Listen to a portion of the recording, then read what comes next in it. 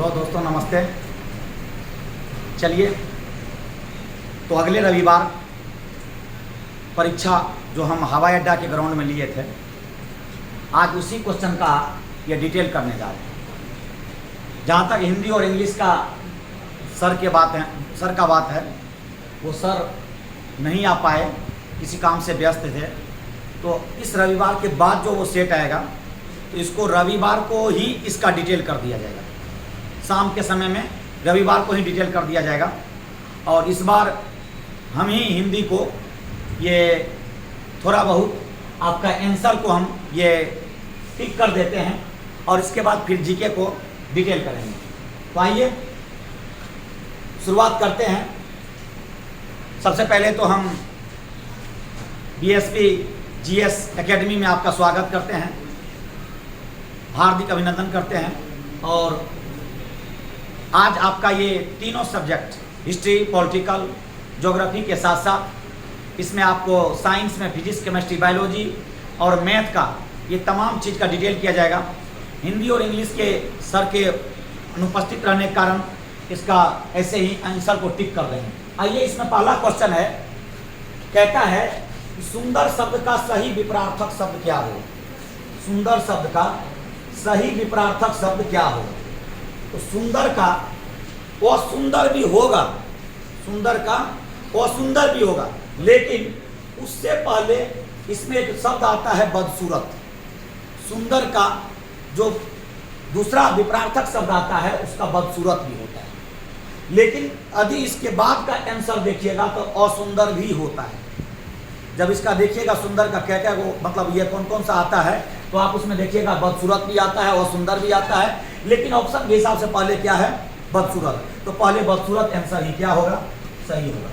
इसका पहला आंसर क्या है, विपरार्थक शब्द है इसका सुंदर का, यानी उल्टा शब्द कह सकते हैं, उल्टे शब्द को विपरार्थक शब्द कहते हैं, या इसका बदसूरत होता है, असुंदर भी होता है। दूसरा है वेदोक्त शब्द। वेदोक्त शब्द का सही संधि विच्छेद क्या हो। तो वेदोक्त शब्द का सही संधि विच्छेद का जहां तक सवाल है, इसका क्या होगा, पहला है वेद जोड़ उक्त, दूसरा है वेद जोड़ उक्त, तीसरा है वेद जोड़ उक्त, और ये है वेद जोड़ उक्त। तो कौन सा ऑप्शन होगा, क्या बोले, डी ऑप्शन होगा। क्या बोल रहे हैं, ऑप्शन जो है इसका बी ऑप्शन सही होगा, वेद जोड़ उक्त। इसका सही ऑप्शन क्या होगा, वेद जोड़ उक्त। यही हिंदी में आपका ये वेद और उक्त से मिलकर के बनता है वेदोक्त। वेदोक्त वेद और उक्त से मिलकर के बनता है वेदोक्त। अब इसके बाद आपका नेक्स्ट क्वेश्चन कहता है, यानी ये दो क्वेश्चन हो गया, पहला का बदसूरत और दूसरा का वेदोक्त, और तीसरा दो लिखा है इसी में क्या,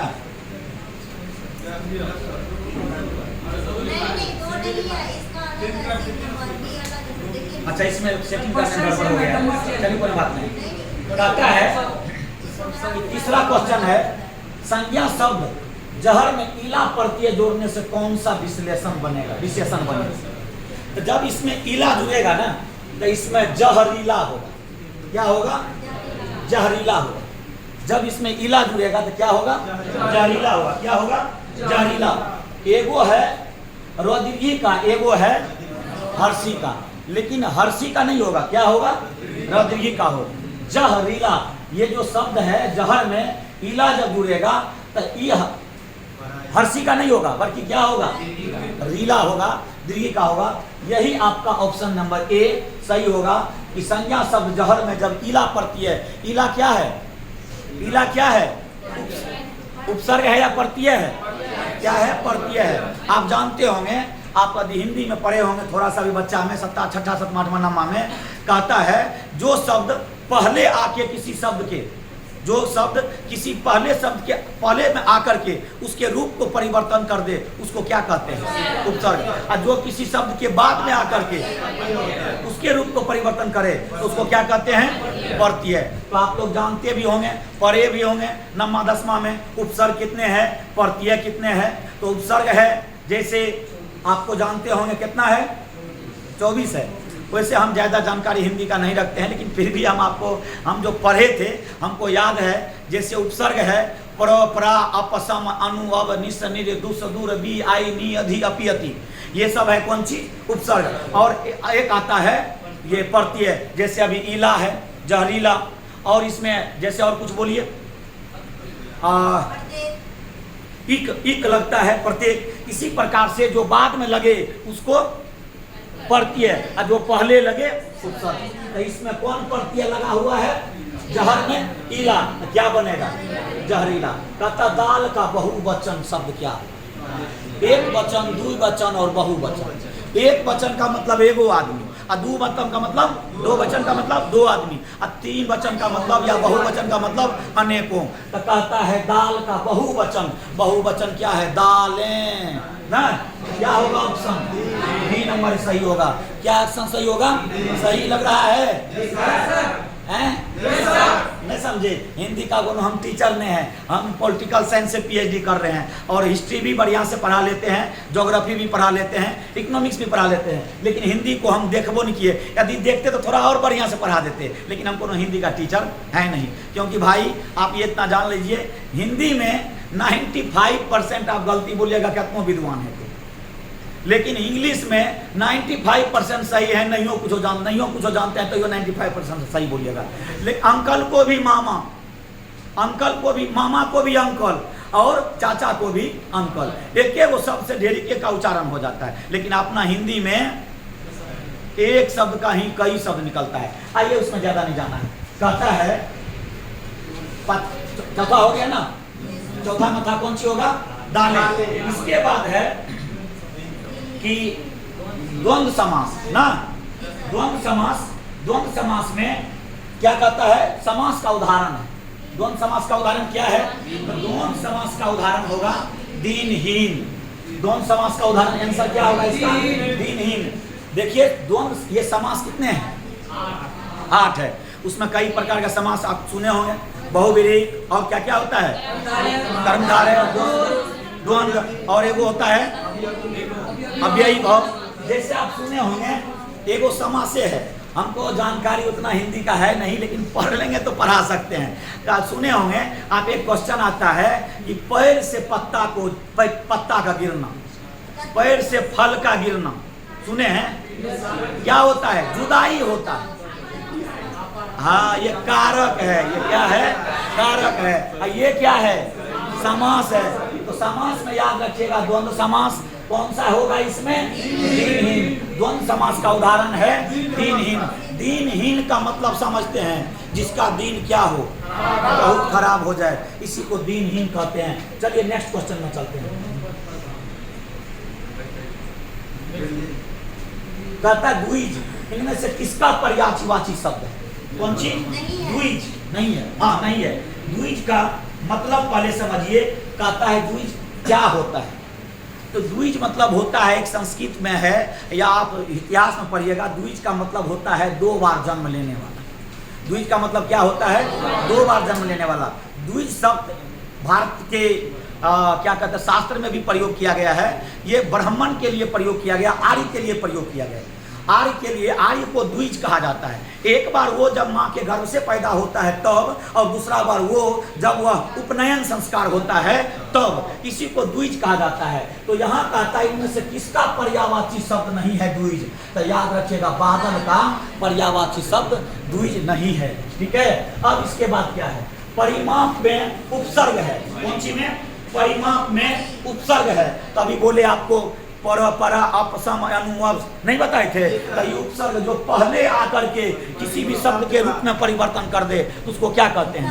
उपसर्ग। तो इसमें क्या होगा? परि, यही से बनता है परिमाप। परि से क्या बनता है?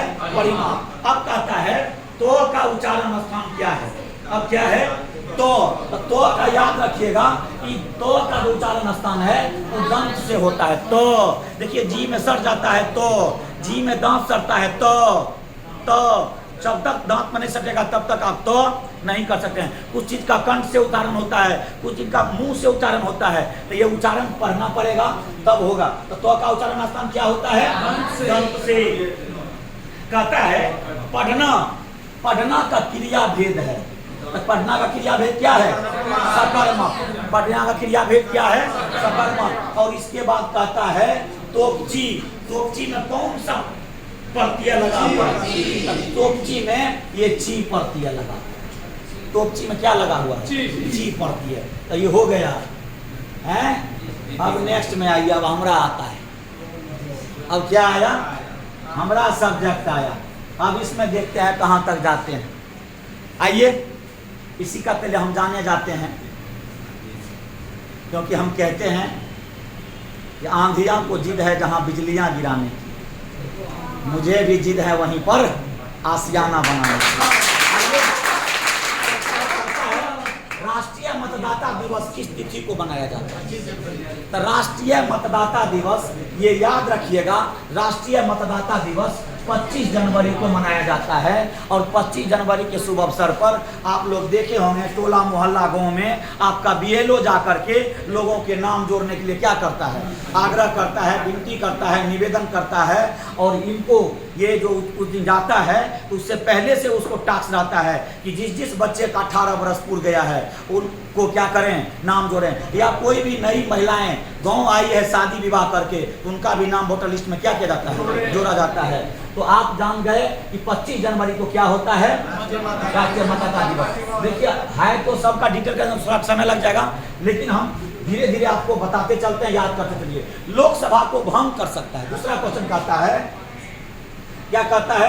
लोकसभा को भंग कर सकता है। तो आपको हम पॉलिटिकल में बताए हैं कि लोकसभा को राष्ट्रपति भंग कर सकता है ना।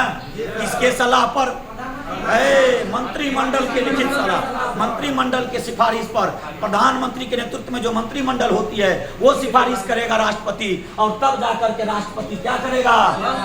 संविधान के अनुच्छेद 85 के तहत, किसके तहत? संविधान के अनुच्छेद 85 के तहत लोकसभा को भंग कर सकता है, लोकसभा के बैठक बुला सकता है, लोकसभा के सदन को स्थगित भी कर सकता है। कैसे? जब उस दिन कुल सदस्य का 1/10 सदस्य उपस्थित नहीं रहेगा। तो ये सब बात बताए हुए हैं ना। तो लोकसभा को भंग कर सकता है। क्या करेगा भंग? राष्ट्रपति भंग करेगा ना। किसके कहने पर? मंत्रिमंडल के नेतृत्व वाली, मंत्रिमंडल के नेतृत्व वाली किसके कहने पर? प्रधानमंत्री के कहने पर। ये बंद करेगा राष्ट्रपति। आइए, कहता है गांधी जी ने दांडी मार्च कहां से आरंभ किए थे? तो आप दांडी मार्च के बारे में जानिए।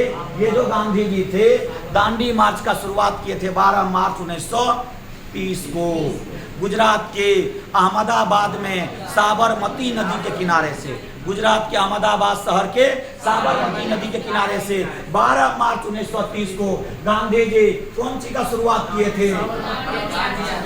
दांडी मार्च का। नहीं बोले थे 50 पैसा वृद्धि कर दिया गया नमक पर टैक्स, उसके खिलाफ में गांधी जी ने 12 मार्च 1930 को 385 किलोमीटर की यात्रा तय किए थे चलते हुए, और 24 दिन की यात्रा किए थे, और एक नदी को पार किए थे जिसका नाम क्या था? माही नदी। और गांधी जी समय दरमियान 385 किलोमीटर या 241 मील की यात्रा तय करते हुए गुजरात के नसौरी जिला के स्थित दांडी नामक समुद्र तट के किनारे पहुंचे। 5 अप्रैल को हम यहो बताए थे कि इसके साथ एगो बिहारी चल रहा था जिसका नाम गिरवरधारी चौधरी था ना। एगो पत्रकार भी चल रहा था जिसका नाम वेब मिलर था, नहीं बताए थे? तो ये गांधी जी के साथ चल रहे थे। हम यहो बताए थे कि गांधी जी जब रास्ते में चल रहे थे तो गांधी जी को गीत गुनगुना रहे थे। ये क्वेश्चन आए दिन बिहार एसएससी और बीपीएससी सब में पूछता है कि कौन सा गीत गुनगुना रहे थे? तो रघुपति राघव राजा राम, अपति का पावन सीताराम। चलिए, बहुत ज्यादा हो जाता है ना। चलिए आगे बढ़ते हैं। वैसे डिटेल का मतलब यही होता है ना, कोनो बात नहीं है, फिर भी समय ज्यादा नहीं है, डिटेल करते करते बहुत ज्यादा समय हो जाएगा। भारतीय संविधान का कौन सा भाग मूल अधिकार के बारे में वर्णन करता है? तो हम बताए हैं कि भाग 3 में, संविधान के भाग 3 में कहां से 12 से लेकर के 35 तक, संविधान के भाग 3 में 12 से लेकर के 35 में किसका वर्णन किया गया है? तो मूल अधिकार का, जो किस देश के संविधान से लिया गया है? अमेरिका के संविधान से लिया गया है। भारत के हर एक व्यक्ति को ये मूल अधिकार या मौलिक अधिकार प्रदान है। कुछ ऐसा भी मौलिक अधिकार है जो विदेश के लोग भी भारत आते हैं तो उसको भी ये मिलता है। तो कौन सा भाग में है? भाग 3 में। कहां से कहां तक चर्चा है? 12 से 35। आइए, अब कहता है गांधी सागर बांध किस नदी पर स्थित है? गांधी सागर बांध कौन नदी पर स्थित है? चंबल नदी पर। आप जान जाइए ये राजस्थान में पड़ता है और मध्य प्रदेश से निकल करके राजस्थान में जा करके ये गुजरती हुई गुजरात में चली जाती है। ये चंबल नदी पर 3 परियोजना चलती है, गांधी सागर, महाराणा प्रताप सागर और जवाहर सागर। 3 परियोजना चलती है। कौन नदी पर? चंबल नदी पर। ये कोटा में इस नदी पर ये गांधी सागर बांध है। कोटा में 3 तरह से बिजली बनती है। वो कौन कौन तरह है? पहला परमाणु से, दूसरा कोयला से एनटीपीसी और तीसरा यही कौन चीज से? विद्युत पानी से। ये 3 तरह से बिजली बनती है जो कोटा शहर को आप जानते होंगे। अभी आईआईटी और मेडिकल के क्षेत्र में भारत में क्या है? 1 नंबर में है। तो गांधी सागर बांध किस नदी पर है? चंबल नदी पर है। हो गया। नेक्स्ट क्वेश्चन की ओर बढ़ते हैं। कहता है बिहार दिवस मनाया जाता है। क्या मनाया जाता है? बिहार दिवस को इधर घुमा दीजिए। बिहार दिवस मनाया जाता है। कब मनाया जाता है? बिहार दिवस मनाया जाता है।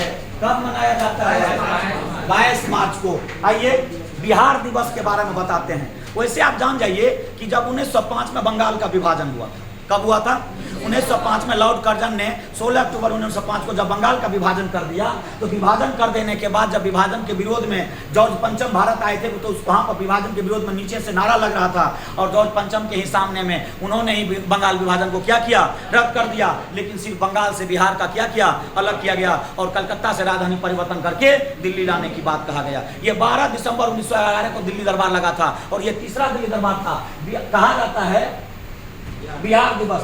तो 22 मार्च 1912 को पूरी प्रक्रिया बिहार दिवस का क्या हो गया? बिहार का बंटवारा का प्रक्रिया पूरा हो गया। लेकिन उसके बाद 22 मार्च को बिहार अलग नहीं हुआ। 1 अप्रैल 1912 ईस्वी को 1 अप्रैल 1912 ईस्वी को बिहार क्या हुआ?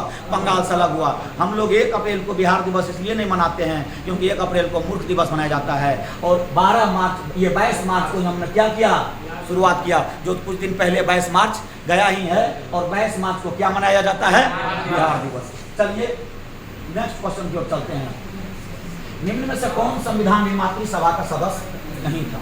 संविधान निर्मात्री सभा का सदस्य इसमें जो कहा जाए तो हमारे भारत के संविधान सभा में ये मोहम्मद अली जिन्ना संविधान सभा में चुन करके नहीं आए थे। वैसे चुनाव हुआ था तो ये पाकिस्तान वाले एरिया में चले गए, पूर्वी पाकिस्तान और पश्चिमी पाकिस्तान। लेकिन इसके अलावा ये सभी लोग चुन करके आए थे संविधान सभा में। मोहम्मद अली जिन्ना वो भारत से अलग हो जाने के बाद वो संविधान सभा में नहीं थे। हम बताए थे भारत के संविधान में अलग होने के बाद 299 कौन सी था? सदस्य बचा था और 299 सदस्य जो बचा यही भारत के संविधान का निर्माण किए थे, जिसमें प्रारूप समिति का गठन किया गया 29 अगस्त 1947 को और बाबा साहेब अम्बेडकर को उसके अध्यक्ष बनाए गए। और यही बाबा साहेब अम्बेडकर ने दुनिया के 60 देश के संविधान को पढ़ करके भारत के संविधान का क्या किया? निर्माण किए। दुनिया के 60 देश के संविधान को पढ़ करके 10 देश के संविधान से लेकर के क्या किए? निचोड़ लेकर के संविधान का निर्माण किए। क्या किए? संविधान का निर्माण किए। आपको इतने देर में नींद लगने लगा? किस्सा बढ़िया लगने लगा? आइए कहता है ये 299 सदस्य थे और संविधान का निर्माण किया गया था। इसलिए बाबा साहेब भीमराव अम्बेडकर को, क्योंकि प्रारूप समिति का ये मेन अध्यक्ष थे, इन्हीं के सानिध्य में संविधान बना था। इसीलिए बाबा साहेब अम्बेडकर को आधुनिक भारत का मनु कहा जाता है। आधुनिक भारत का मनु कहा जाता है। मनु हमारे हिंदू धर्म के बहुत बड़े महान विधि निर्माता थे, इसीलिए इसको भी आधुनिक भारत का क्या कहा जाता है? मनु। कहता है राज्यसभा का सभापति अपना त्यागपत्र संबोधित करता है। राज्यसभा का सभापति, आपको बताए थे कि राज्यसभा का सभापति उपराष्ट्रपति होता है, पदेन सभापति होता है। जो उपराष्ट्रपति होगा वही राज्यसभा का क्या होगा? सभापति होगा। मतलब पदे से जुड़ल होगा, यह नियम है।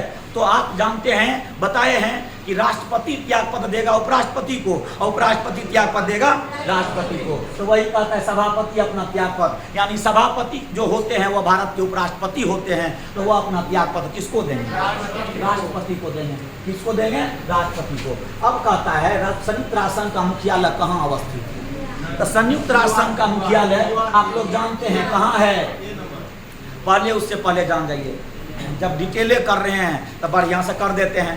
पहला विश्व युद्ध 1914 में शुरू हुआ और 18 में क्या हो गया? खत्म हो गया। तो इसके बाद संयुक्त राष्ट्र संघ से पहले राष्ट्र संघ का स्थापना हुआ था 10 जनवरी 1920 को, जिसमें जर्मनी के ढेर सारा चीज पर क्या किया? रोक लगा दिया था, कोयला खदान से उसके सैन्य तब पर रोक लगा दिया। लेकिन जब 1933 में हिटलर का उदय हुआ और जब हिटलर तानाशाह बने तो 1933 के बाद हिटलर ने भारत में क्या कहते हैं जर्मनी में अपना जब तांडव शुरू किया तो 1939 में उन्होंने पोलैंड पर आक्रमण करके एक ही सप्ताह के अंदर जीत लिया। और जब जीत लिया तो द्वितीय विश्व युद्ध इसी दरमियान क्या हो गया, शुरू हो गया। क्या शुरू हुआ? द्वितीय विश्व युद्ध। और जब द्वितीय विश्व शुरू हुआ तो उसके बाद 1939 1 सितंबर 1939 को द्वितीय विश्व शुरू होता है और अंत में 2 अगस्त 1945 को द्वितीय विश्व युद्ध खत्म हुआ था। कैसे खत्म हुआ था? तो वो खत्म होने वाला नहीं था। अंत में अमेरिका ने हिरोशिमा और नागासाकी पर 2 बम गिराया, एक हिरोशिमा पर और एक नागासाकी पर। पहला हिरोशिमा पर और दूसरा नागासाकी पर। तो हिरोशिमा पर कौन सा बम गिरा था और नागासाकी पर कौन सा बम गिरा था? तो याद होगा आपको बताए थे, हिरोशिमा पर जो है बम गिरा था लिटिल बॉय और नागासाकी पर गिरा था फैटमैन। नागासाकी पर फैटमैन, हिरोशिमा पर लिटिल बॉय। हम लोग अपना इस देहाती भाषा में अपना ये क्या कहते हैं मिथिला के भाषा में हम समझाए थे आपको एगो ट्रिक, मारबो नाक पर फैट जेते। क्या समझाए थे? मारबो नाक पर फैट जेते, नाक पर मारबो फैट जेतो। तो नागासाकी पर 9 तारीख के 1945 में की गिरले रहे फैटमैन, मारबो नाक पर फैट जेतो। याद रखिएगा 9 तारीख के नागासाकी पर, ये नागासाकी पर क्या गिरा था? फैटमैन गिरा था। जब एक जगह फैटमैन गिरेगा तो दूसरा जगह क्या गिरेगा? Little boy. तो वही संयुक्त राष्ट्र संघ के 2 सितंबर 9 अगस्त और 100 अगस्त गिरने के बाद 2 सितंबर 1945 को अंत में दस्तखत कर दिया जापान ने। और जापान के दस्तखत करने के बाद दुनिया के देशों ने अमेरिका सहित सोचा कि अब तीसरा विश्व युद्ध नहीं हो, इसीलिए संयुक्त राष्ट्र संघ का स्थापना 1945 में किया गया, 24 अक्टूबर 1945 को, जिसमें दुनिया के कई देशों ने भाग लिया और भारत ने भी उस समय भाग लिया था, जिसमें वर्तमान में 193 देश है। और वर्तमान समय में इसका जो मुख्यालय है वो अमेरिका के न्यूयॉर्क में। कोई दिक्कत नहीं। आइए, कहता है सरहुल पर्व कौन मनाते हैं? कौन मनाते हैं? मुंडा एक जनजाति है। कहाँ का? झारखंड का। करिया मुंडा का नाम सुने होंगे, लोकसभा के स्पीकर रह चुके हैं करिया मुंडा। ये कहता है मुंडा सरहुल पर्व कहाँ मनाते हैं? ये कहाँ के हैं? मुंडा, झारखंड के। आप भगवान बिरसा मुंडा का नाम सुने होंगे, जिन्होंने आज़ादी के लड़ाई में एक आदिवासी होकर के भी झकझोर दिया था अंग्रेजों को। वही मुंडा जनजाति के लोग क्या मनाते हैं? एक पर्व मनाते हैं जिसका नाम क्या है? सरहुल पर्व। कैसा लग रहा है? बढ़िया लग रहा है? बढ़िया लगबे करेगा। अभी तो पहले दिन है, जब 2-4 दिन चल जाएगा ना तो तब और बढ़िया से लगेगा, निको लगेगा, बढ़िया लगेगा, नीमनो लगेगा। आइए, कहता है प्रथम विश्व युद्ध कब शुरू हुआ? प्रथम विश्व युद्ध कब? अब ये हम चर्चा किए थे ना 1914 में ना। कब शुरू हुआ था? 1914 में। बातें तो बहुत है लेकिन बात बनाएंगे तो बहुत लंबा वीडियो हो जाएगा। 1914 में ये एक देश था, ये ऑस्ट्रिया हंगरी, ठीक है, और एक देश था सर्बिया। कहा जाता ऑस्ट्रिया हंगरी के राजकुमार थे एगो, नाम था आर्कड्यूक और उसकी पत्नी का नाम था फ्रांसीसी फर्डिनेंड।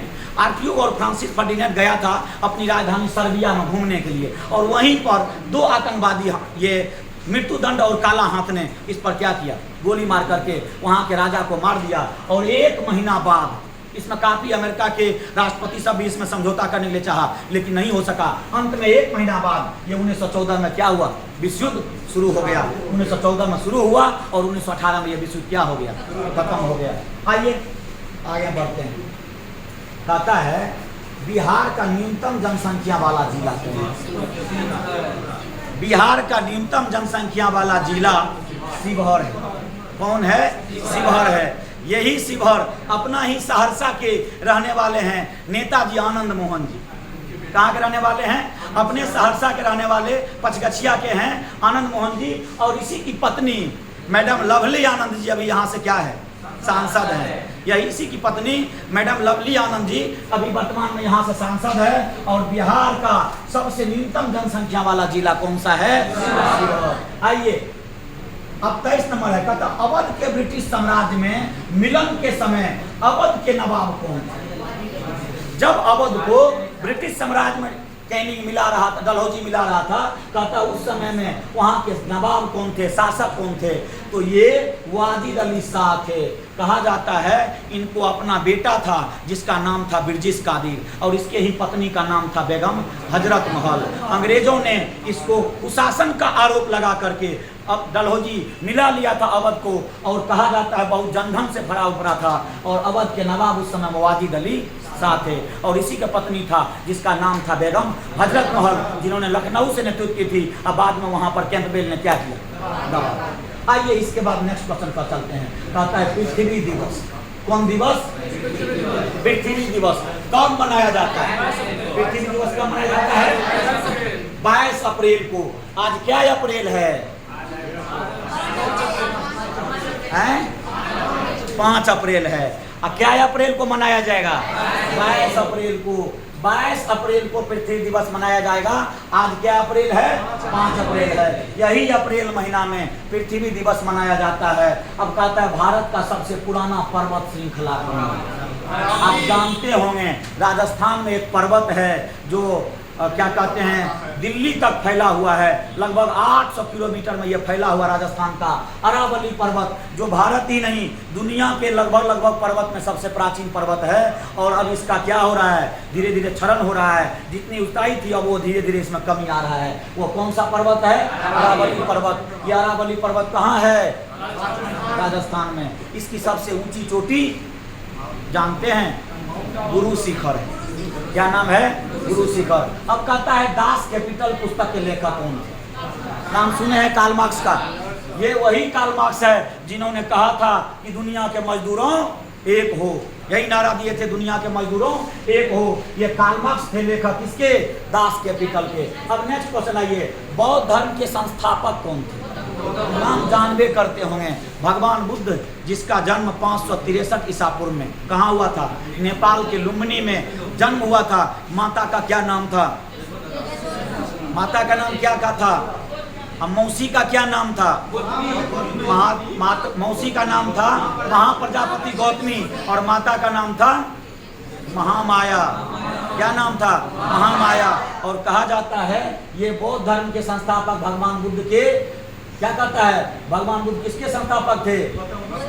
गौतम बुद्ध। इसको गौतम भी कहा जाता है, और भगवान बुद्ध संस्थापक थे बुद्ध धर्म के। और यही भगवान बुद्ध उपदेश जो दिए थे वो कहाँ पर? पहला उपदेश सारनाथ में, और सबसे ज्यादा श्रवावस्ती में। सबसे ज्यादा श्रवावस्ती में। जिस दिन ये गृह को त्याग किए थे 29 वर्ष की अवस्था में, उस घटना को बौद्ध धर्म में कौन सा घटना कहा जाता है? कौन सा घटना कहा जाता है?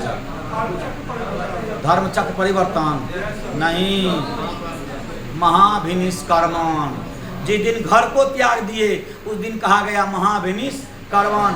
जिस दिन ज्ञान प्राप्त हुआ उस दिन को कहा गया संबोधि, और जिस दिन इसका मृत्यु हुआ उस दिन को कहा गया महापरिनिर्वाण। क्या कहा गया? महापरिनिर्वाण। तो कहा जाता है बौद्ध धर्म के संस्थापक कौन थे? गौतम बुद्ध। कहता है कर्क रेखा किस राज से होकर के नहीं गुजरती? कर्क रेखा किस राज से नहीं गुजरती है? देखो ट्रिक बताते हैं कि मित्र पर गमछा। कौन सी? मित्र पर गमछा, गमछा झाड़।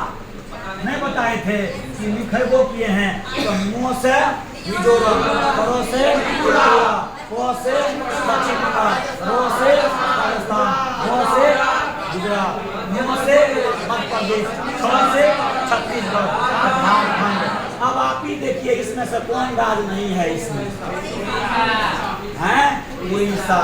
तो उड़ीसा राज से कर्क रेखा कोई दिक्कत नहीं। आइए आगे बढ़ते हैं। आगे कहता है उत्तराखंड, उत्तर प्रदेश, बिहार, पश्चिम बंगाल और सिक्किम किस सीमा की सीमाएं किस देश से मिलती है? आप जब देखिएगा ना, देखिए बगल में मैप है, उसमें दिख रहा है। अब इस पर मैप अभी निकालेंगे थोड़ा कटपुट हो जाएगा। तो ये सिक्किम सीमा, उत्तराखंड का, उत्तर प्रदेश का, इस तमाम राज्य का सीमा जो लगता है किससे लगता है? नेपाल से लगता है। इधर पश्चिम बंगाल भी सटा हुआ है, कहाँ? नेपाल से सिक्किम भी सटा हुआ है, उत्तर प्रदेश भी है, उत्तराखंड भी है, बिहार भी है, और एगो सिक्किम का भी सीमा लगा हुआ है। ये कौन सा देश है? नेपाल। आइए इसके बाद कहता है हीराकुंड नदी परियोजना किस नदी? महानदी। ये हीराकुंड नदी जो है ना, महानदी उड़ीसा में स्थित है, और उसी नदी पर ये महानदी पर स्थित है। कौन परियोजना? हीराकुंड महानदी परियोजना पर। ये हीराकुंड महानदी परियोजना भी कहा जाता है, और किस नदी पर स्थित है? महानदी पर। कहता है इसके बाद डाक संशोधन विधेयक आया था, और इस पर पॉकेट बिट्टों का प्रयोग करने वाले राष्ट्रपति कौन थे? तो ये आप लोग को बताए हैं, ये ज्ञानी जेल सिंह थे, जिन्होंने पॉकेट बिट्टों का प्रयोग कर दिए थे। कौन सी पर? डाक संशोधन विधेयक पर। आप लोग को 3 गो विधेयक बताई, 3 गो बिट्टो बताए हैं। अत्यांतिक बिट्टो, जेबी बिट्टो और निलंबनकारी बिट्टो। वही पॉकेट बिट्टो को जेबी बिट्टो भी कहा जाता है। तो कौन प्रधानमंत्री थे? यानी जेल सिंह। आइए इसके बाद बिहार विधानसभा में सीट की संख्या कितना? तो आप जानबे करते हैं बिहार में 243 विधानसभा सीट पर क्या होता है? चुनाव होता है। और 243 विधानसभा सीट पर जो चुनाव होता है, इसमें वर्तमान समय में 243 विधानसभा सीट है, जिसमें आप जानते होंगे कि 43-44 गो नीतीश कुमार जी जीते हुए हैं, और 75-76 गो तेजस्वी यादव का है, और इतना ही शायद अभी बीजेपी का है ना, 70-80 के आसपास में ये सब मिल करके है। अभी सरकार नीतीश जी का है, और बीजेपी से गठबंधन करके चला रहे हैं। क्या कर रहे हैं? बीजेपी से गठबंधन चला रहे हैं। नीतीश जी कभी बीजेपी के साथ चले जाते हैं, और कभी कभी आरजेडी के साथ चले जाते हैं। पता नहीं इनको क्या क्या होते रहता है, इधर से पलट के उधर, और उधर के पलट करके उधर। चलिए कोनो बात नहीं है, ये राजनीतिक है, राजनीतिक में छोटी मोटी बड़ी घटना होते रहती है। कहता है धन विधेयक पारित करने के लिए राज्यसभा को कितना समय दिया जाता है? हम बताए हैं कि धन विधेयक को पारित करने के लिए राज्यसभा को मात्र 14 दिन दिया जाता है। पहले धन विधेयक लोकसभा में ही राष्ट्रपति के द्वारा प्रस्तुत किया जाता है, और राष्ट्रपति के द्वारा जब प्रस्तुत किया जाता है तो उसको लोकसभा से पास करके राज्यसभा में भेजा जाता है। कहाँ भेजा जाता है? राज्यसभा में। और राज्यसभा को मात्र पावर है वह 14 दिन के अंदर उसको सही कर दे या ना करे, फिर भी वह लोकसभा से पारित समझा जाएगा। यदि वह कुछ संशोधन करके भी भेजता है तो उसको लोकसभा मानने के लिए बाध्य नहीं है। अब कहता है भारत में 14 प्रमुख बैंक है, राष्ट्रीयकरण किस वर्ष किया गया है? तो आप एगो बात जान जाइए, 1964 ईस्वी में हमारे देश के प्रधानमंत्री जवाहरलाल नेहरू जी की मृत्यु हो गई। उसके बाद फिर प्रधानमंत्री कुछ दिन के अंदर में ही लाल बहादुर शास्त्री जी बने, और वो ताशकंद में 1966 में 11 जनवरी 1966 को उसकी मृत्यु हो गई। कहा जाता है कि वो हार्ट अटैक से मर गए, लेकिन ऐसा नहीं है, उसके मृत्यु के पीछे षड्यंत्र है। 1966 में जब उसका मृत्यु हो जाता है, किसका? लाल बहादुर शास्त्री का, तब उसके बाद हमारे देश की प्रधानमंत्री कुछ ही दिनों के अंदर इंदिरा गांधी जी बनती है। और इंदिरा गांधी जब बनती है तो यही इंदिरा गांधी जी के समय में 1969 ईस्वी में एक बार में ही 14 बैंकों का क्या किया गया? राष्ट्रीयकरण किया गया। और बाद में 6 बैंक का और राष्ट्रीयकरण किया गया, जो बढ़ करके 20 हो गया था। और वर्तमान समय में घट करके ये राष्ट्रीयकरण बैंकों की संख्या, राष्ट्रीयकृत बैंकों की संख्या कम गया है। शायद अभी हम कंफर्म नहीं है, शायद 12 बैंक हो गया है। वैसे आप लोग एक बार नेट से सर्च मार करके देख लीजिएगा। आइए कहता है कोलकाता और दिल्ली किसके द्वारा जुड़े हुए हैं? कोलकाता और दिल्ली किसके द्वारा जुड़ा हुआ है? तो हम आपको लिखाए हैं दीपा, दीपो, आगम, ऊंचे, कोच्चे, कोलम, बरका, डीजेएम। नहीं लिखाए हैं, ट्रिक बताए हैं। तो उसमें हम आपको बताए हैं दीपा दिल्ली से पाकिस्तान बॉर्डर या पठानकोट नेशनल हाईवे 1, और दिल्ली से कोलकाता नेशनल हाईवे 2, और यही 1 और 2 को मिला करके इसका नाम दिया गया है जीटी रोड। इसका नाम क्या दिया गया है? GT road. इसका नाम दिया गया है 1 और 2 को मिला करके। वैसे जान जाइए इस जीटी रोड का नींव अशोक महान के द्वारा रखा गया था, लेकिन बाद में उसको शेरशाह ने 1540 में जब गद्दी पर बैठा, ये मुगल वंश के बाद, तो इन्होंने इसका जीर्णोद्वार करवाया था, और फिर से उन्होंने काबुल से, कंधार से लेकर के, काबुल कंधार से ढाका तक बनवाया था। लेकिन बाद में एक गवर्नर लॉर्ड ऑकलैंड बनते हैं, उन्होंने इस रोड का कालीकरण करवाया, और वर्तमान में इसको जीटी रोड के नाम से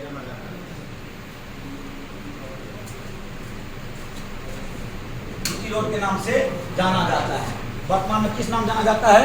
जीटी रोड के नाम से जाना जाता है। किसको जाना जाता है? शेरशाह सूरी रोड का नाम वर्तमान में जीटी रोड कहा जाता है। क्या क्या नंबर था? ये कोलकाता था ना। क्या होगा आंसर? आंसर होगा इसका NH2। क्या कहा जाता है इसको? कोलकाता से दिल्ली तक ये जाती है नेशनल हाईवे 2, इसको जीटी रोड भी कहा जाता है। अब कहता है मुंबई हाई किससे संबंधित है? तो मुंबई हाई संबंधित है, यहाँ पेट्रोलियम उत्पादन होता है। आप पेट्रोलियम के क्षेत्र में नाम सुने होंगे। ये पेट्रोलियम और कहाँ मिलता है? डिगबोई असम में भी मिलता है ना। पेट्रोलियम डिगबोई असम में मिलता है और मुंबई हाई प्रमुख है।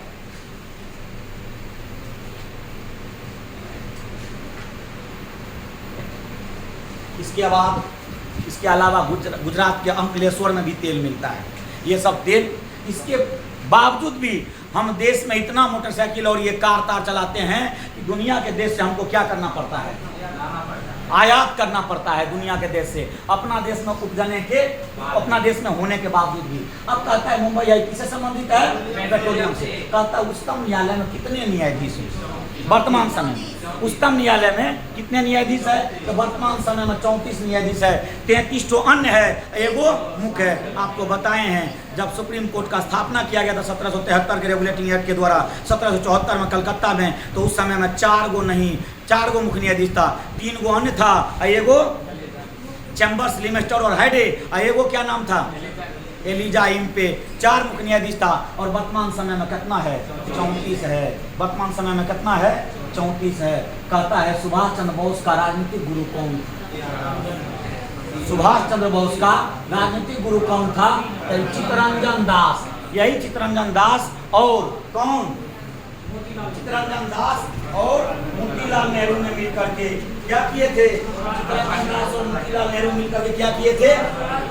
स्वराज पार्टी का स्थापना किए थे। कब? तो 1 जनवरी 1923 को। और वही चित्तरंजन दास के साथ जब गांधी जी 1922 में 5 फरवरी 1922 को चोरी चोरा हत्याकांड के बाद असहयोग आंदोलन को जब वापस ले लेते हैं, तो सबसे ज़्यादा गुस्सा यही सुभाष चंद्र बोस और जवाहरलाल नेहरू जी के पिता मोतीलाल नेहरू जी को आया। उन्होंने कहा, सुभाष चंद्र बोस ने कहा कि जब जनता का उत्साह चरम उत्कर्ष पर था, देश से आंदोलन को वापस लेना देशद्रोह से कम नहीं है। क्योंकि सुभाष चंद्र बोस ने ICS की नौकरी छोड़ करके आज़ादी की लड़ाई में गांधी जी को साथ दे रहे थे। और तब जा करके कांग्रेस से अलग होकर के ये चित्तरंजन दास को यानी CR दास को अपना गुरु बना लिए और इसके साथ स्वराज पार्टी में आ गए। और पूरे देश में स्वराज पार्टी ने प्रचार प्रसार किया और 1927 के चुनाव में स्वराज पार्टी को 101 सीट में 42 सीट आया था। और आपको बताए थे विठल भाई पटेल स्वराज पार्टी के पहले नेता थे जिन्होंने क्या बना था? केंद्रीय असेंबली के अध्यक्ष बने थे। चलिए ज़्यादा बात बोलेंगे तो बहुत देर हो जाएगा। कथा बनाने हेतु किस पेड़ की लकड़ी का प्रयोग होता है? खैर के लकड़ी का प्रयोग होता है कथा बनाने में, जिसको हम लोग पान में लगा करके बड़ा चाव से खाते हैं। खैर के लकड़ी का प्रयोग होता है। कहता दिसंबर 1929 में अर्धरात्रि को, अर्धरात्रि का मतलब होता है आधा रात, जब 12 बज जाए तो अर्धरात्रि को भारतीय राष्ट्रध्वज को किसने फहराया था? भारतीय राष्ट्रध्वज को किसने फहराया था? तो आपको हम बताए थे 1929 में जब लाहौर में अधिवेशन हुआ था और जवाहरलाल नेहरू अध्यक्षता किए थे, तो इसी समय जवाहरलाल नेहरू ने गांधी जी के प्रेशर पर अध्यक्षता किया गया था। और 1929 के लाहौर अधिवेशन के बाद जब अधिवेशन खत्म होता है तो 31 दिसंबर 1929 को रावी नदी के तट पर अपार जनसमूह के मध्य पहली बार भारत के तिरंगा झंडा को रावी नदी के तट पर जवाहरलाल नेहरू ने क्या किए थे? वही क्वेश्चन करता 29 को दिसंबर 1929 को रात्रि में राष्ट्रध्वज को किसने फहराया था? तो कौन फहराए थे? जो हमारे देश के प्रथम जवाहरलाल नेहरू क्या बने थे? प्रधानमंत्री बने थे। यही सबसे पहली बार तिरंगा को क्या किए थे? फहराए थे। अब कहता है बाबर किस नक्शबंदी सूफी संत का अनुयायी? ये ख्वाजा उबैदुल्ला अहरार का ये कौन सी था? ये सूफी संत का अनुयायी था। ये इसी को मानता था, ख्वाजा उबैदुल्ला अहरार को ये मानता था। ये किसको अनुयायी था? ख्वाजा उबैदुल्ला अहरार का। और निजामुद्दीन औलिया है, ख्वाजा मोइनुद्दीन चिश्ती है, शेख सलीम चिश्ती है। ये बताए थे कि शेख सलीम चिश्ती के आशीर्वाद से ही अकबर को एक बेटा हुआ था। क्या नाम था? सलीम, जिसको प्यार से शेखू बाबा कहते थे ना। यही शेख सलीम चिश्ती के पुटिया में पैदा हुआ था। ये पैदा हुआ था, हेलो, ये पैदा हुआ था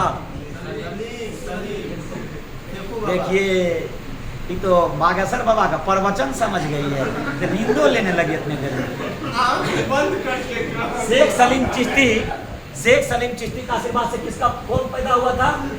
तो आंसर क्या होगा इसका?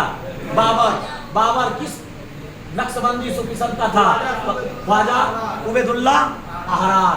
कहता है प्रसिद्ध संगीतज्ञ तानसेन किसके राज में रहता था? पूरा वीडियो बन रहा है इसका, और बड़ा करें, ठीक है। प्रसिद्ध संगीतज्ञ तानसेन किसके राज में रहता था? तो याद रखिएगा, प्रसिद्ध संगीतज्ञ तानसेन किसके सरकार दरबार में? अकबर के दरबार में। इसी के दरबार में टोडरमल रहता था, इसी के दरबार में बीरबल रहता था जिसका नाम महेश दास था, और इसी के दरबार में तानसेन रहता था जिसका नाम रामतनु पांडे था। क्या नाम था? रामतनु पांडे था। बहुत अच्छा गायक था रामतनु पांडे, और कहा जाता है इसके गुरु थे हरिदास, और वो वृंदावन में रह के गाते थे। एक बार में हरिदास को तानसेन के माध्यम से अकबर ने बुलाने का काम किया, लेकिन हरिदास ने कहा हम किसी राज दरबार के लिए नहीं गाते हैं, हम वो वृंदावन के वो मालिक, वो एक गॉड जो कृष्ण है उसी के लिए गाते हैं। जिस किसी राजा महाराजा या किसी को सुनना है तो मेरे दरबार में आके सुने, हम किसी के दरबार में जाके नहीं गाएंगे। और अकबर ने उसके दरबार में जाकर हरिदास का भजन को सुना था। तो ये क्या होगा आंसर? अकबर। कहता औरंगजेब के शासन काल में सूबा की संख्या कितना था? औरंगजेब के शासन काल में 21 सूबा। कितना सूबा था? 21। अकबर के समय में 12 सूबा था, और ये अकबर के बाद शाहजहां के समय में शायद 16 या 17 सूबा था, ठीक है। और सबसे ज्यादा सूबा किसके समय में था? अकबर के नहीं, औरंगजेब के शासन काल में। ये वही औरंगजेब है जिसके शासन काल में पूरे भारत के लगभग मंदिर को तोड़ा गया था। ये वही औरंगजेब है जिसके शासन काल में सबसे ज्यादा सेनापति हिंदू था। और कहिए कि भारत के मंदिर को हिंदू तोड़ा या मुसलमान तोड़ा? हिंदुए ने तोड़ा। उसके सेनापति में 340 लगभग हिंदू सेनापति था, और उसके सेनापति ने ही मिलकर के तोड़ा था। किसको? मंदिर को। आपको बताए हैं कि एक व्यक्ति था जो गया था शिवाजी के पास। क्या नाम था उसका? जय सिंह। और जय सिंह शिवाजी से संधि करता है, और संधि करने के बाद जय सिंह कहता है कि आपसे एक बार महाराज मिलना चाहते हैं, एक बार दरबार में आइए। और जय सिंह के कहने पर जब शिवाजी पहुंचा किसके दरबार में? औरंगजेब के दरबार में। तो औरंगजेब ने शिवाजी का बढ़िया से मान सम्मान नहीं किया, और शिवाजी बड़ा ही एकदम वो राजा था तो छोटे, जो औरंगजेब उसको पहाड़ी चूहा कहा करता था छोटे, और कहा है औरंगजेब तुम एक राजा का सम्मान करने नहीं जानते हो, तुम राजा कहलाने के लायक नहीं हो। और इसी पर औरंगजेब ने पकड़ के अपने आगरा के किला में क्या किया? डाल दिया था। किसको? शिवाजी को। बाद में शिवाजी ने एक फूल के डलिया में बैठ करके क्या हुआ? फरार हो गया। बहुत बड़ा किस्सा कहानी है इसका, जब वो फाउंडेशन डेथ मामले को बताइए। आइए, टेलीग्राफ लाइन सर्वप्रथम कहां से कहां तक बिछवाई गई? टेलीग्राफ लाइन ये सबसे पहली बार कलकत्ता से आगरा के बीच में, और आपको बताए हैं डलहौजी ने ही सबसे पहली बार रेल डाकतार क्या किया था? 53 में बिछाया था। अब पहली बार रेल मुंबई से थाने के बीच में 34 किलोमीटर में चला था, नहीं चला था? और पहला ट्रेन कौन चला था? ब्यूटी क्यून नाम की ट्रेन चली थी, जो मुंबई से थाने तक के बीच में चली थी 34 किलोमीटर में। उसका नाम था ब्यूटी क्यून, जो आज भी भारत में शायद देख रहे हैं। उसको क्या करता, ठीक ठाक करके फिर से एक उसको पर्यटन का बना दिया, उसको चला रहा है कुछ जगह पर। आइए, कलकत्ता से आगरा के बीच में वो क्या बिछाया था? टेलीग्राफ सेवा। कहता है तात्या टोपे को औरंगजेब द्वारा कहाँ फांसी दिया गया? देखिए, हमारे देश में शुरू से ही गद्देदारों की कमी नहीं रहा है। इस देश में महाराणा प्रताप जैसे एक नौजवान, एक योद्धा भी था, तो इसी देश में उसी समाज से कुछ गद्देदार भी था। आप नाम सुने होंगे राजा मान सिंह का, राजा भारमल का, राजा मान सिंह का, राजा भगवान दास का। ये अकबर के दरबार में नवरत्न में शामिल थे, ये भी उसी समाज से थे। और एक महाराणा प्रताप थे, ये भी उसी समाज से। और एक नाम सुने होंगे किसका, जो तीरंदाजी में बहुत ही वीर योद्धा था, क्या नाम था? पृथ्वीराज चौहान, ये सब भी था। और एक वो जयचंदो का नाम सुने नहीं? लेकिन आजकल हमारे समाज के लोग आपस में उलझ जाते हैं। अरे सब दिन से होते आया है, समाज में मत लड़िए, आपस में मत लड़िए। समाजवादी व्यवस्था के तहत जो डॉक्टर लोहिया ये कर्पूरी ठाकुर और ये लालू प्रसाद यादव और जो बाबा साहेब अम्बेडकर का सपना था, ऐसा समाज बनाइए। आपस में लड़िएगा तो फिर एक तरफ कहते हैं बटोगे तो कटोगे, और फिर एक तरफ आपस में लड़ते हैं। ये सिर्फ नारा देने से भाई नहीं होगा, लड़िए नहीं। ये भारत सभी लोगों का है और यहाँ पर धर्मनिरपेक्ष देश है। 42वां संविधान संशोधन के द्वारा 1976 में भारत एक धर्मनिरपेक्ष देश बना है। अब इस देश में सभी आपस में भाईचारा के माध्यम से रहेंगे, क्योंकि गांधी जी ने कहा है हिंदू मुस्लिम सिख ईसाई सब आपस में। लेकिन याद रखिए, कुछ चुटपुटिया नेता टाइप जो अपना आप को उड़ाना चाहता है, अपने आप को बढ़ाना चाहता है, ऐसे ऐसे लोग आपको उकसाने का काम करेगा, आपको लड़ाने का काम करेगा, अपना नेता बनने का। इन तमाम नेताओं का बाल बच्चा विदेश में पढ़ता है, इन तमाम नेताओं का बाल बच्चा विदेश में पढ़ता है, लेकिन हम लोगों को एगो सरकारी स्कूल में बढ़िया से पढ़ाई नहीं होता है, और जब जाते हैं तो हमारे बच्चे सब वहाँ थाली पीटते रहता है। बाहरी शिक्षा व्यवस्था, और क्या कहें, वर्तमान की सरकार भी अभी हमारे शिक्षा व्यवस्था को बहुत ही कमजोर कर रहा है। जिस बोर्ड पर पढ़ा रहे हैं और जिस कलम से लिख रहे हैं, इस पर 18% ठोक के जीएसटी लिया जाता है, और कॉपी कलम पर भी 5 से 12% जीएसटी लिया जाता है। लेकिन वही जब सोना और हीरा का बात कीजिएगा तो उस पर 3% जीएसटी लिया जाता है। बारे हमारे मोदी जी की सरकार। मोदी जी, देश पढ़ेगा तब बढ़ेगा, इस बात को याद रखिएगा। आज आप पढ़े हैं इसीलिए जाकर के दुनिया की धरती पर कुछ ना कुछ पढ़ लिए हैं। वैसे तो लोग कहता है आप पढ़ल लिखल नहीं, लेकिन हम आपको मानते हैं क्योंकि अंग्रेजी भी आप फराटा बोल लेते हैं। इसीलिए 3% जीएसटी लगाते हैं आप हीरा पर, जो कि बड़े बड़े लोग खरीदता है, और 18% लगाते हैं जिस बोर्ड पर हम पढ़ा रहे हैं। थोड़ा माफ कीजिएगा, इसका जीएसटी घटा दीजिए, ट्रैक्टर का जीएसटी घटा दीजिए, गरीब और किसान का उधार हो। चलिए आगे बढ़ते हैं। तात्या टोपे को अंग्रेजों द्वारा कहाँ फांसी दिया गया था? तो ये सिंधिया का राजा मानसिंह था, सिंधिया का राजा। अभी ज्योतिरादित्य सिंधिया, वसुंधरा राजे सिंधिया, इसी का दादा परदादा छरदादा रहे होंगे, जो तात्या टोपे एक नाना साहब के साथ लड़े थे। बहुत वीर योद्धा था तात्या टोपे, कहा जाता है जब तक लड़ता रहा, मरा नहीं तब तक लड़ता रहा। और दोस्त था इसका सिंधिया का राजा मानसिंह, दोस्त समझ कर उसके पास चला गया, और वो सिंधिया के राजा मानसिंह ने धोखे से अंग्रेज को सौंप दिया। कहा जाता है 18 अप्रैल 1859 को 1859 को किसको? तात्या टोपे को शिवपुरी में ला करके फांसी दे दिया के अंग्रेजों ने। बड़ा वीर योद्धा था, इतिहास में इसका नाम, एक तात्या टोपे, इसका नाम रामचंद्र पांडु मिलता है, जो नाना साहब का क्या था, सेनापति था। चलिए आगे बढ़ते हैं, बातें बहुत हो जाता है। भारतीय राष्ट्रीय कांग्रेस में दूसरा विभाजन हुआ था, कब हुआ था?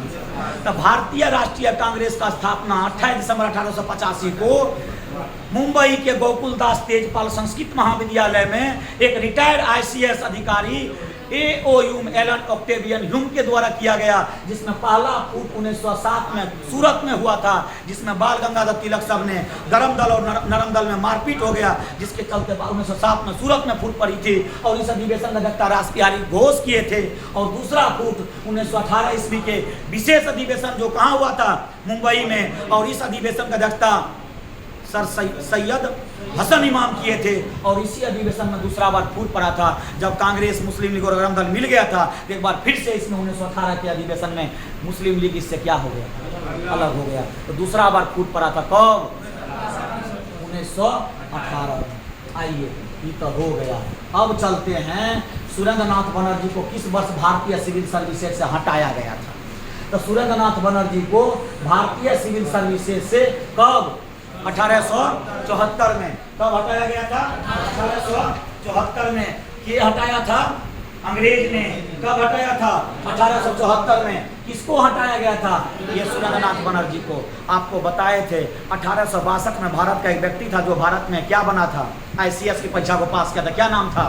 सत्येंद्रनाथ टैगोर। रविन्द्रनाथ टैगोर का बड़ा भाई था। और उसके बाद 1800 ये क्या कहते हैं 67-68 में सुरेंद्रनाथ बनर्जी बने थे, आईसीएस की परीक्षा को पास किए थे। उस समय की आईसीएस की परीक्षा को इस्पात का चौखट कहा जाता था, कठिन ही नहीं, महाकठिन, असंभव काम को भी ये लोग संभव किए थे। और हम आपको बताए थे 1853 के अधिनियम के द्वारा भारत के लोगों को भी एससीएस की परीक्षा में बैठने का क्या दिया गया था, अधिकार दिया गया था। तो 1874 में इसको नौकरी से हटा दिया। ये पहला बार डीएम बने थे, कहाँ के, असम के, और 4 साल नौकरी करने के बाद इसको क्या किया, 5 साल नौकरी करने के बाद हटा दिया था। अब कहता है ब्रिटिश हाउस ऑफ कॉमन्स में चुने जाने वाले पहले भारतीय कौन थे? तो पहले भारतीय आप जानते होंगे, यही दादा भाई नौरोजी, एओयू, गोपाल कृष्ण गोखले, ये सब मिलकर कांग्रेस का क्या किए थे, स्थापना किए थे। और यह व्यक्ति जो थे दादा भाई नौरोजी, ये जाति से पारसी थे। कौन से? धर्म से पारसी थे, रहने वाले दक्षिण भारत के थे, और इतना विद्वान व्यक्ति थे, इंग्लैंड के संसद के लिए भी ये चुने गए थे। और ये 1886, 1893 और 1906 3 बार, 1886, 1893, 86 में कलकत्ता, 93 में लाहौर और 1906 में फिर से कलकत्ता में अध्यक्षता किए थे 3 बार। और ये विदेश में, कहाँ, इंग्लैंड में हाउस ऑफ कॉमन्स के लिए चुने गए थे। के चुने गए थे? दादा भाई नौरोजी चुने गए थे, नहीं चुने गए थे। आइए ये बात बताए हुए हैं। कहता है भारत में सबसे कम वर्षा वाला स्थान कौन स्थान है? भारत में आप जान जाइए 2 जगह है जहाँ सबसे ज्यादा वर्षा होता है दुनिया का, एगो मानसिन डैम, एगो चेरापूंजी। कहाँ पर? मानसिन डैम और चेरापूंजी। ये ज्योग्राफी में डिटेल में बताते हैं। यहाँ पर, कहाँ पर? ये असम, ये क्या कहते हैं, मेघालय में एगो 3 गो पहाड़ी है। कौन कौन है? तो गारो, खासी और जयंतिया। और ये गारो, खासी और जयंतिया जो है, ये मानसून जब आती है बंगाल खाड़ी से, ये इधर से टकरा कर इधर पलटती है, ये इधर पलटती है, और बीच में है खासी पहाड़ी, और इसी पर निवास करता है ये खासी जनजाति भी। और यहीं पर एक जगह है चेरापूंजी, एक जगह है मानसिन डैम, जहाँ दुनिया का सबसे ज्यादा वर्षा होता है। लेकिन इसमें कहता है सबसे कम वर्षा वाला स्थान कौन सा है? तो भारत में ही अभी वर्तमान में ये क्या है, ये क्या है? अरे भाई, ये राज्य नहीं है वर्तमान में। क्या है वर्तमान में? केंद्र शासित प्रदेश। और यही लेह लद्दाख में सबसे कम वर्षा होता है। कहता है भारतीय संविधान का कौन सा अनुच्छेद राष्ट्रपति को अध्यादेश जारी करने का शक्ति देता है? तो आपको बताए हैं संविधान के अनुच्छेद 123 के तहत राष्ट्रपति को, और वही में थोड़ा सा पलट दीजिएगा, पिछला 2 को उल्टा के पुल्टा दीजिएगा, तब 213 में के बात ही देता है राज्यपाल। 123 के तहत और 213 के तहत राज्यपाल क्या देता है? अध्यादेश। जब लोकसभा और राज्यसभा नहीं चले, ऐसे स्थिति में, आपात स्थिति में कोई कानून की आवश्यकता पड़ जाए, तो राष्ट्रपति 123 के तहत और राज्यपाल राज्य में 213 के तहत क्या करते हैं? अध्यादेश।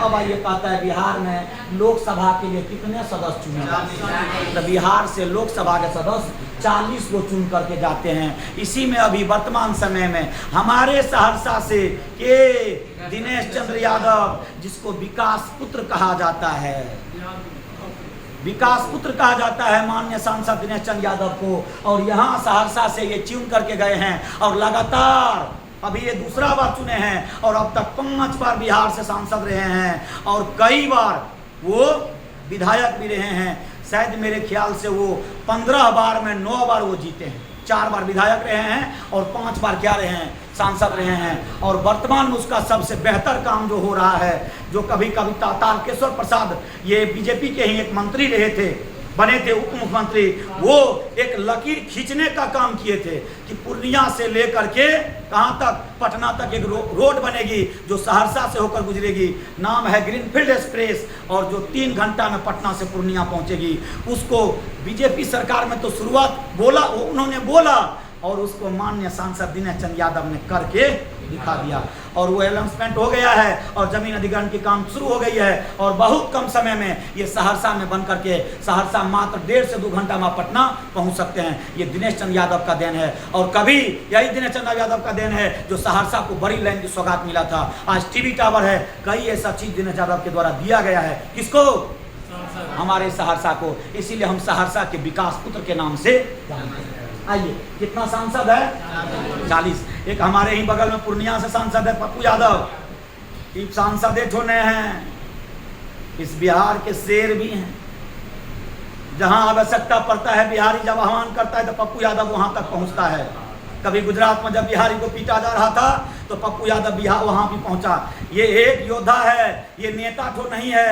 सेवक का यदि गुण किसी में है तो कूट कूट करके पप्पू यादव में भरा हुआ है, और वह पप्पू यादव अभी पूर्णिया को पूर्ण रूपेण चमकाने में लगल है। निर्दलीय सांसद है, जबकि वहां से हराने वाले ने ठगुनिया पटकुनिया दे दिया, लेकिन पूर्णिया की जनता ने भारी मतों से पप्पू यादव को जिता करके लोकसभा भेजने का काम किए। वो भी कई बार सांसद और कई बार विधायक रहे हैं।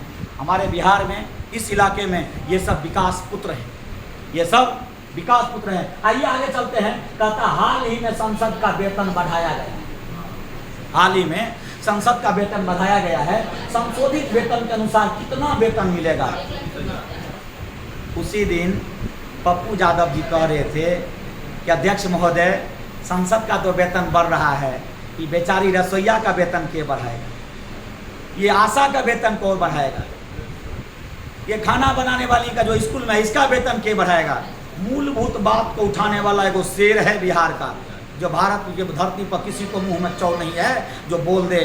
और ये एक ऐसा शेर है जो आए दिन संसद में गरजते रहता है, तो वो है पप्पू यादव। और उन्होंने उस दिन जिस दिन ये बिल पास हो गया था 1,24,000 वर्तमान में, ये केवल और केवल सांसद का वेतन बढ़ाया गया है इस बार।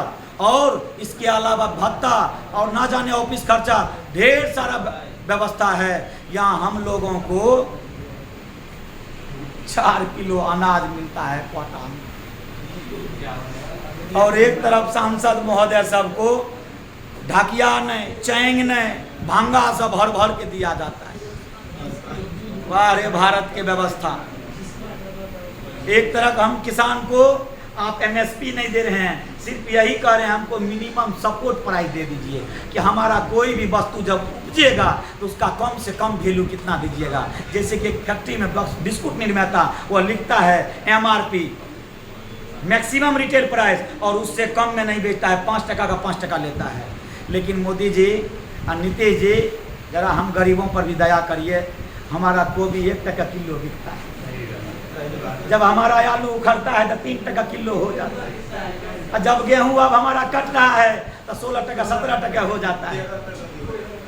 हे भारत के प्रधानमंत्री सर्वे सर्वा 2029 तक बैठे वाला, कनी कोई गरीबों के ख्याल रहो। कोई 6,000 से तो हमारा डीएपीओ नहीं भे पावे। आइए क्या करिएगा? कॉर्पोरेट लोगों का प्रधानमंत्री मोदी जी है, गरीब का नहीं है। नहीं तो आज तक अब हम लोगों के एमएसपी मिल जाता, अभी तक नहीं मिला है। देखिए जो हो, भारत आगे बढ़े या ना बढ़े, पीछे चले जाए या कुछ भी हो जाए, लेकिन हम तो एक चीज़ इस देश के जनता से कहेंगे कि आप अपना बच्चे को अवश्य पढ़ाइए, अवश्य पढ़ाइए, निश्चित पढ़ाइए। पढ़ाइएगा, पढ़िएगा तभी दिमाग बढ़ेगा, तभी देश आगे बढ़ सकता है। शिक्षा से देश आगे बढ़ेगा, तंत्र मंत्र धर्म बढ़ाने से देश नहीं बढ़ेगा। इसीलिए निश्चित पढ़िए और अपने बच्चे को जैसे भी हो वैसे भी पढ़ाइए। देश पढ़ेगा तभी देश बढ़ेगा। आइए, तो 1,24,000 क्या हो गया वेतन? किसका वेतन? सांसद का वेतन। इसके बाद देखते हैं, कहता है सूर्य के चारों ओर चक्कर लगाने वाला सबसे भारी पिंड कौन सा है? सूर्य के चारों ओर चक्कर लगाने वाला आप जानते होंगे सबसे बड़ा ग्रह कौन सा है? बृहस्पति ना है? तो बृहस्पति होगा, उसके बाद शनि होगा। इसका ट्रिक बता देते, समय तो बहुत हो गया है और साइंस भी है, फिर आपको मैथ भी है, इंग्लिश भी है। कहता है इसके बाद इसमें क्या होगा? बृहस्पति होगा। क्या होगा? बृहस्पति। कहता है पृथ्वी के कितने प्रतिशत भाग पर जल है?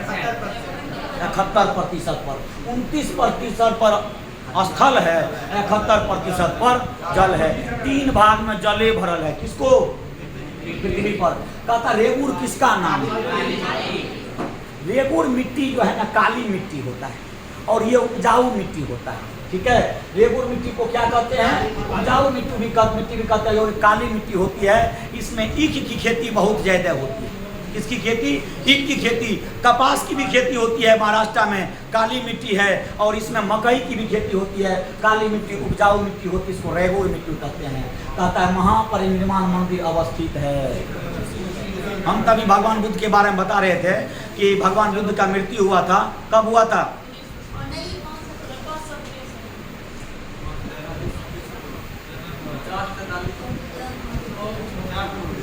भगवान बुद्ध की मृत्यु 563 में जन्म हुआ और 483 में उसका मृत्यु हुआ था। और बताए थे आपको 483 ईसा पूर्व में ही बौद्ध धर्म का पहला बैठक हुआ था। कहां पर? राजगीर में। अध्यक्षता कौन किए थे? राजा था अजातशत्रु। अध्यक्षता कौन किए थे? मोगली पुत्र तीस। तो ये महापरिनिर्वाण मंदिर अवस्थित है। तो भगवान बुद्ध का मृत्यु उसी नगर में हुआ। कहाँ हुआ था? कुशीनगर में 483 ईसा पूर्व में। और यहाँ जो कुशीनगर में मृत्यु हुआ था, यहीं पर उसके मंदिर बनाया गया था जहाँ मृत्यु हुआ था। ये वहीं पर मंदिर बना है कुशीनगर में। कहता है यहीं पर महापरिनिर्वाण मंदिर है। कहता है वो संजीव खन्ना वर्तमान में हाल ही में भारत के सुप्रीम कोर्ट के मुख्य न्यायाधीश बने। क्या बने हैं? न्यायाधीश बने हैं। चंद्रचूड़ ने था इससे पहले।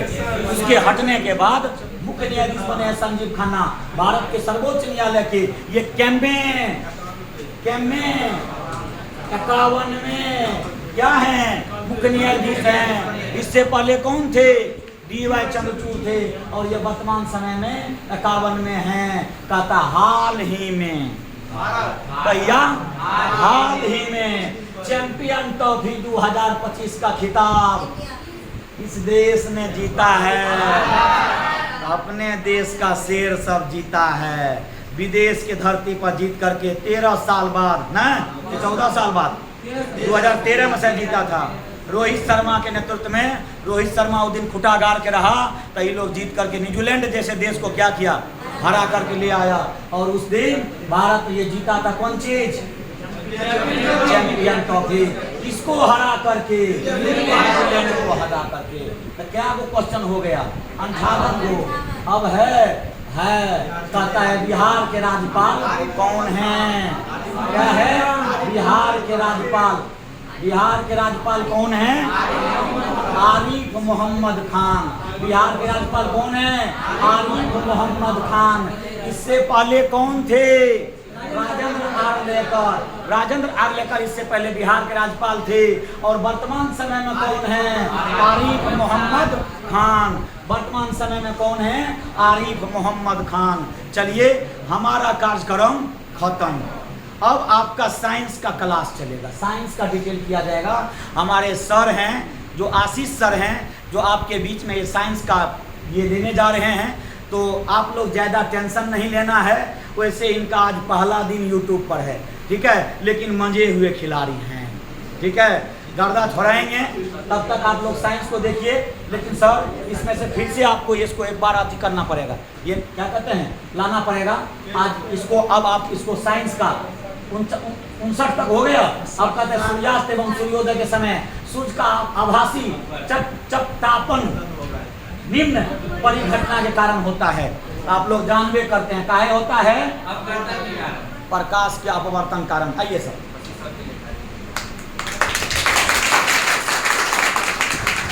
थोड़ा फीडबैक दे दीजिए हमको। केहन लगा? लगा ना? अगले बार और तांडव के साथ उतरेंगे ना। चलिए हम आप सभी के बीच साइंस का डिस्कशन स्टार्ट करने वाले हैं। चलिए हम लोग देखते हैं। देखिए पहला जो क्वेश्चन है आपका, सूर्यास्त एवं सूर्योदय के समय सूर्य का आभासी चपटापन निम्न परिघटना के कारण।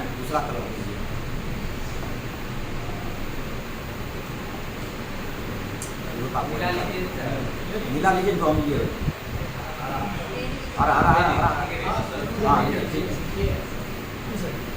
ठीक है। देखिए ना, सूर्य एवं सूर्योदय के समय सूर्य का आभासी चपटापन है ना निम्न परिघटना के कारण होता है। ध्यान देगा कि जो सूर्य है ना, सूर्य का जो है ना आभासी जो चपटापन है वह किस परिघटना के कारण होता है? ऑप्शन आपका अपवर्तन, परावर्तन, विवर्तन और आपका ध्रुवन। पहले हम लोग देखते हैं कि अपवर्तन पहले क्या है, पहले उसके बारे में हम लोग थोड़ा जानते हैं। देखिए जो अपवर्तन क्या है, ध्यान देगा ये कि जब कोई प्रकाश है ना, जब कोई प्रकाश है ना आपका है ना विरल माध्यम से, जब कोई प्रकाश विरल माध्यम से संगत माध्यम में क्या करता है ना। जब कोई प्रकाश विरल माध्यम से संगत माध्यम में क्या करेगा, प्रवेश करेगा। संगत माध्यम कहने का मतलब कि आपका पानी, क्या आपका पानी, और विरल माध्यम कहने का मतलब क्या आपका हवा। ध्यान दीजिएगा, जब कोई प्रकाश विरल माध्यम से संगत माध्यम में प्रवेश करेगा, इस पे है ना, यहाँ पे एक क्या बनेगा, आपका लंब बनेगा। क्या बनेगा, एक अभिलंब बनेगा। ये क्या करेगा, आपका अभिलंब की ओर क्या करेगा, झुक जाएगा। किधर झुकेगा, अभिलंब की ओर। ठीक है, देखिए कि इसको है ना, इसको निकलना चाहिए किधर, आपको इधर निकलना चाहिए, निकलना चाहिए ना, लेकिन इसको निकलना चाहिए इधर। लेकिन क्या हुआ, ये अभिलंब की ओर क्या रहा, झुक रहा है ना। जब ये अभिलंब की ओर झुकेगा, इसी घटना को हम लोग क्या बोलेंगे, प्रकाश का अपवर्तन बोलेंगे। ठीक है, ध्यान दीजिएगा, देखिए कि जब सूर्य की किरण, ध्यान दीजिएगा, जब सूर्य की किरण क्या होता है, जब सूर्य की किरण आपका क्षितिज में आता है, जब आपका सूर्य की किरण कहाँ आता है, क्षितिज में आता है। क्षितिज कहने का मतलब क्या, आपका ये पैरेलल लाइन पे आता है। जब सूर्य की किरण क्या होता है, जब सूर्य ढलता है, जब सूर्य क्या होता है, ढलता है, तो ढलने के बाद क्या होता है, सूर्य जब अपने क्षितिज में आता है, वो क्या होता है, आपका वायुमंडल में आते हैं। कहाँ आते हैं, वायुमंडल में। कहाँ आते हैं, वायुमंडल में। और वायुमंडल जो है ना, वायुमंडल कैसा होता है, आपका घना होता है। वायुमंडल कैसा होता है, घना। घना कहने का मतलब क्या, वायुमंडल क्या होता है, आपका सघन होता है। क्या होता है, आपका सघन। ध्यान दीजिएगा, जब ये क्या करता है, आपका विरल से सघन में प्रवेश कर रहा है ना, जब सूर्य क्या करता है, आपका विरल से सघन में प्रवेश कर रहा है, तो इसका आकार है ना आपका अंडाकार। इसका आकार कैसा होगा, आपका अंडाकार, और इसका आकार है ना आपका चपटापन दिखाई देगा। इसीलिए है ना, जो सूर्य का जो है ना, आपका सूर्यास्त एवं सूर्योदय के समय सूर्य का जो चपटापन है, वो किस परिघटना के कारण होता है, इसके कारण, अपवर्तन के कारण। क्योंकि अपवर्तन के कारण ही जो सूर्य है ना, सूर्य का जो है ना ये गोलापन जो है, वो अपवर्तन के कारण ही दिखाई देता है, और चपटापन जो है ना ये नीचे में, वो आपका किसके कारण, अपवर्तन के कारण ही क्या करता है, दिखाई देता है। ठीक है, तो देखिए कि इस पे नेक्स्ट है आपका क्या, आपका परावर्तन। ध्यान दीजिएगा, तो परावर्तन क्या है, ये परावर्तन क्या है, ध्यान दीजिएगा, जब कोई प्रकाश किसी समतल सतह पर, है ना, समझिएगा, जब कोई प्रकाश किसी समतल सतह पर, इसको हम लोग क्या बोलेंगे, समतल सतह बोलेंगे। जब कोई प्रकाश किसी समतल सतह पर पड़ती है, पड़ने के बाद ये क्या होगा, उसी सतह से फिर टकरा कर उसी माध्यम में क्या होगा, वापस लौट जाएगा। क्या होगा, उसी माध्यम में वापस लौट जाएगा, और लौटने के बाद क्या होगा, इसके बीच एक आपका अभिलंब बनेगा। क्या बनेगा, अभिलंब बनेगा। ध्यान दीजिएगा, ये जिस बिंदु से ये मुड़ा, इस बिंदु को हम लोग क्या बोलते हैं, आपतन बिंदु। क्या बोलते हैं, आपतन बिंदु। ठीक है, इसको हम लोग क्या बोलेंगे, आपतन बिंदु। ठीक है, ध्यान दीजिएगा, जब ये प्रकाश, जहाँ से ये प्रकाश आ रही है, इसको हम लोग क्या बोलते हैं, है ना, अपवर्तित किरण। क्या बोलते हैं, अपवर्तित किरण। क्या बोलेंगे, अपवर्तित किरण, है ना। और देखिएगा, जब ये प्रकाश उसी माध्यम से टकरा कर वापस लौटती है, इसको हम लोग क्या बोलते हैं, परावर्तित किरण। क्या बोलते हैं, परावर्तित किरण। तो ध्यान दीजिएगा, जो ये अपवर्तित किरण है, जब ये आपतित हो रही है, इसको हम लोग क्या बोलेंगे, आपतन कोण। क्या बोलेंगे, आपतन कोण। और हम लोग जानते हैं आपतन कोण को हम लोग किससे डिनोट करते हैं, आई से डिनोट करते हैं। किससे, आई से। और जो आपका है ना, जब ये परावर्तित हो रही है, ये क्या बना, आपका परावर्तन कोण बन रहा है। क्या बन रहा है, परावर्तन कोण। और ये परावर्तन कोण को हम लोग क्या बोलेंगे, इसको हम लोग क्या बोलेंगे, परावर्तन कोण बोलेंगे। क्या बोलेंगे, परावर्तन कोण। तो ध्यान दीजिएगा कि जो है ना, देखिए कि जो देखिए कि परावर्तन का जो नियम है, ये यह कहता है, जब कोई प्रकाश है ना, जब कोई प्रकाश किसी समतल सतह से, जब कोई प्रकाश किसी समतल सतह से टकरा कर, है ना, टकरा कर वापस उसी माध्यम में लौटती है, इसी को हम लोग क्या बोलते हैं, प्रकाश का परावर्तन बोलते हैं। ठीक है, ध्यान दीजिएगा, तो ये प्रकाश के परावर्तन के दो नियम है। कितने नियम है, दो नियम। पहला नियम है आपका, आपतन कोण क्या, आई, और परावर्तन कोण क्या, आर। दोनों आपस में क्या होगा, दोनों आपस में क्या होगा, बराबर। और जो दूसरा नियम है, दूसरा नियम कहता है आपका क्या, है ना, अपवर्तित किरण। क्या आपका, अपवर्तित किरण, है ना, परावर्तित किरण, अपवर्तित किरण, परावर्तित किरण, अपवर्तित किरण, परावर्तित किरण। ठीक है, और क्या आपका आपतन बिंदु। कौन सा बिंदु, आपतन बिंदु। ठीक है ना, कौन सा बिंदु, आपतन बिंदु, है ना। और आपका क्या, आपका आपतन बिंदु, है ना, तीनों क्या होता है, आपका एक ही तल में होता है। तीनों किस तल में होगा? तीनों एक ही तल में होता है। तो प्रकाश के परावर्तन के कितने नियम? दो नियम। एक होगा आपका आपतन कोण और परावर्तन कोण, दोनों आपस में क्या होगा? तो आई बराबर क्या? एंगल आई बराबर क्या? Angle R. तो अब देखिएगा, ध्यान दीजिएगा, फिर इसमें है आपका ये जो, देखिए कि ये जो विवर्तन है, क्या आपका विवर्तन, ध्यान दीजिएगा, जब कोई प्रकाश, समझिएगा, जब कोई प्रकाश किसी किनारे से गुजर जाता है, जब कोई प्रकाश क्या होता है, किसी किनारे से गुजर जाता है, उसको हम लोग क्या बोलते हैं? विवर्तन। क्या बोलते हैं? विवर्तन बोलते हैं। चलिए नेक्स्ट हम बढ़ते हैं। एक नेक्स्ट पॉइंट आपका ये है ना, किसी अर्धचालक का ताप, जब कोई अर्धचालक का ताप क्या करेंगे हम लोग? बढ़ाएंगे, तो उसकी प्रतिरोधकता क्या होगा? बढ़ेगा। क्या होगा? बढ़ेगा, ठीक है ना। जब किसी चालक